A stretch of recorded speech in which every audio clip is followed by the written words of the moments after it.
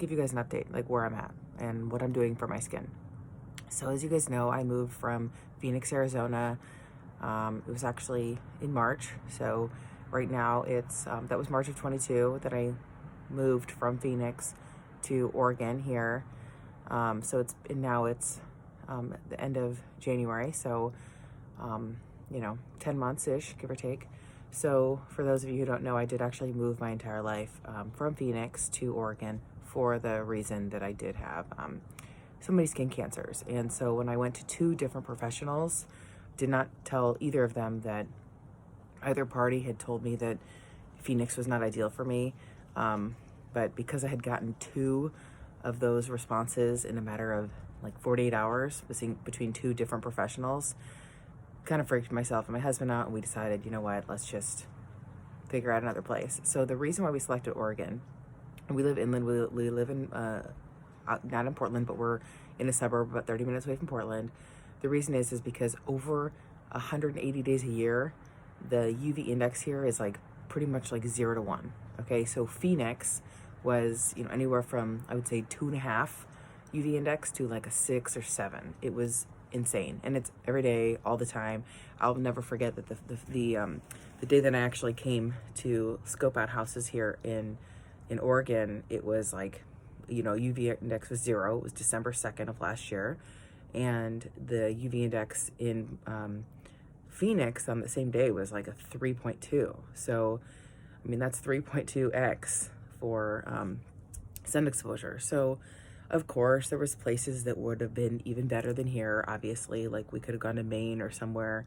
But geographically, it's confusing for what's better to live, because sometimes, there's different elevations, there's all these different things. So we learned, though, that, in the entire country, obviously you don't want to live on the coast. That's why I don't live in a coastal city in Oregon, but we live inland. It rains, oh my God, all the time. There's cloud cover.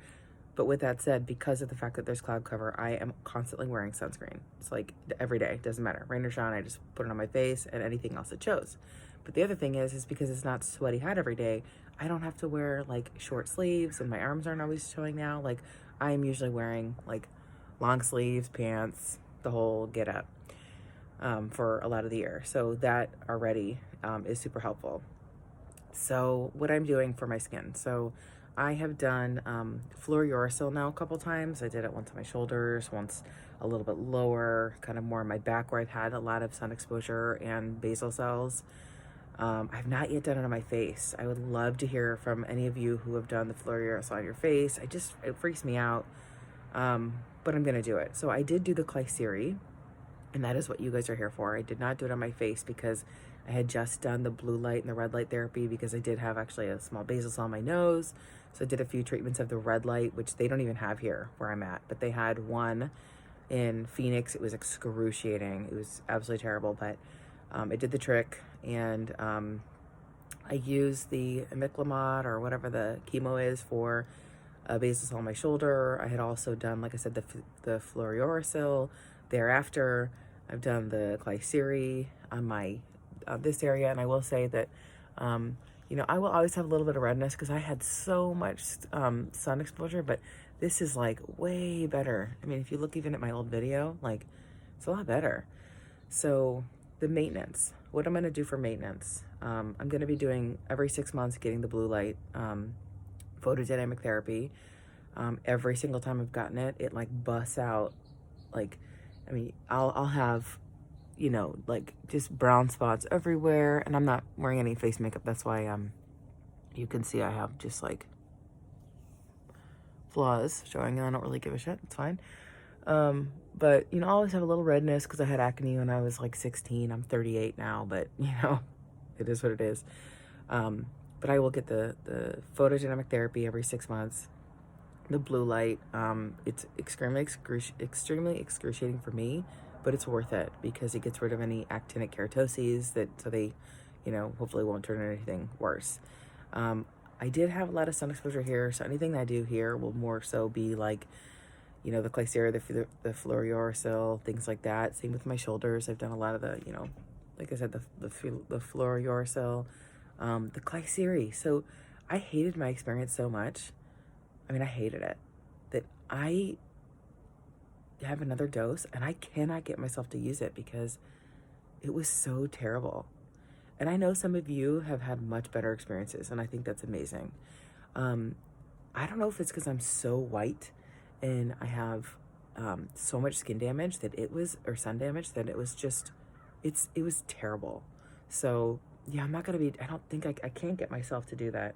I mean, I've had 3 kids, and that pain was like the worst of my life. So, and I'm learning a little bit more about like FDA approved and what some of these things are. And all I can say is that I still don't understand the efficacy of the Klisyri, and there's not enough literature out there.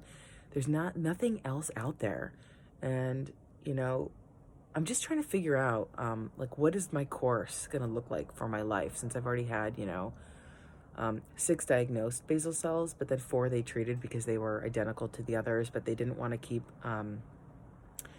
slice and dicing me because I scar, like, just from biopsies alone. And, I was going to try to show you guys just like, of course I can't do this on my own. Like, this is a perfect example. This is a small biopsy. Look at that keloid. Look at that keloid. So, I mean, and then I had a Mohs. Okay, my Mohs procedure. Okay, Mohs not supposed to scar you. See that? That's from my Mohs procedure. You can see all this scar tissue, right? So this basal cell was teeny. It was probably the size of this freckle, but look how big the scar is, right? So, like, I'm not like a great surgical candidate. I mean, I'm definitely really Irish in my blood, and so I'm sure that's probably why for me, like, I scar. But other people can get Mohs and they're like, oh yeah, no scar, and that's amazing, and I'm so happy for them. But that wasn't the case for me. So people out there should know, like, it's not always like this easy peasy, no scarring, no big deal. Like, it can be a big deal. And actually, scar tissue is more at risk than regular skin, from what I understand, for getting sun exposure. So it's like, you want to be cautious. So what am I doing? Excuse me, I'm a little ADD, I think. I don't know. I take HelioCare. HelioCare is something that you take every single day, and it helps to prevent sun damage to your skin. You still have to wear sunscreen. People in Spain use this all the time. And there's actually all these literature, reviews that show evidence that using HelioCare and niacinamide together as an adjunct therapy will reduce basal cells or squamous to returning by 30%. I'm like, 30%? So I've been to like 6 dermatologists in the last couple of years, because ever since moving to Portland area, my hair here is, and the dermatologists, like, they don't tell you about those things. And when I ask, say, hey, what about HelioCare and niacinamide? They're like, yeah, you should use those. And I'm like, but don't they reduce basal cells returning by like 30%? They're like, yeah. So why aren't you guys telling more people? I don't understand. And then I talked to some friends that are in derm, and they said it's kind of a political thing. Excuse me? I'm sorry. What? So, yeah, you should definitely take, this is not medical advice, but do your research about niacinamide and HelioCare, okay? Just do your research about that and understand the reincidence or reoccurrence of any new skin cancers. It will not change your incidence of melanoma, but do your research on it. So I do that every day. And then I will be doing the fluorouracil in certain high sun areas where I did get a ton of sun damage. I went to a summer camp where it was 7 weeks every year because my parents had to send me away because they had other things they had to do and work and whatnot. And I was like 12 years old saying, can somebody help me put sunscreen on? Nobody would help me. They were just like kids raising kids. It's fine, it is what it is. But now I'm in the predicament that I'm in. I mean, I would walk around all summer with, like a peeling nose. So that's where it's like, I have been just like waiting for the day that I'm going to see more problems. And I rue that day already because anyway, but I would love to hear more from you guys. Like, what are you doing? What is your maintenance regimen? How are you going to do the best for yourself that you absolutely can so that you don't have to get sliced and diced? You know, is that fluorouracil? Is that something else? You know, I will say I put on, I'm not lately, but I was doing like almost like a Retin-A. It's like a tretinoin or something. I forget, Trentatoin 0.25, I think it is. It helps to rid the AKs, the actinic keratoses, so that they don't turn into anything like a basal cell. But you know, I'm so dry. I have such dry skin that those things absolutely murder my face. And then, you know, I get like really bad like dryness here, and it's like I get like ruined with those kind of things. So, you know, I'm just gonna be way aware all the time of the sun and getting my photodynamic therapy every 6 months to a year. That's what I'm doing. So I'd love to hear more from you guys. Tell me what you're doing. And I don't know about you guys, but man, derm is like shitty. There's so many people who they don't actually, it's like they just, I mean, I went in recently to a woman in Portland and, you know, she's like, come and see me, you know, blah, blah, blah. You know, I found her through Instagram or something stupid.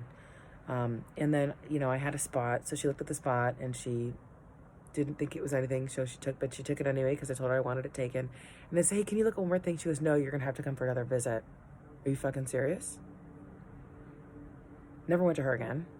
But this is a money thing. This is a money game. And I'm not a conspiracy theorist, nothing like that. But fucking take care of us. Take care of the patients. Like, I have more than one spot. Like, in Arizona, I had somebody so amazing.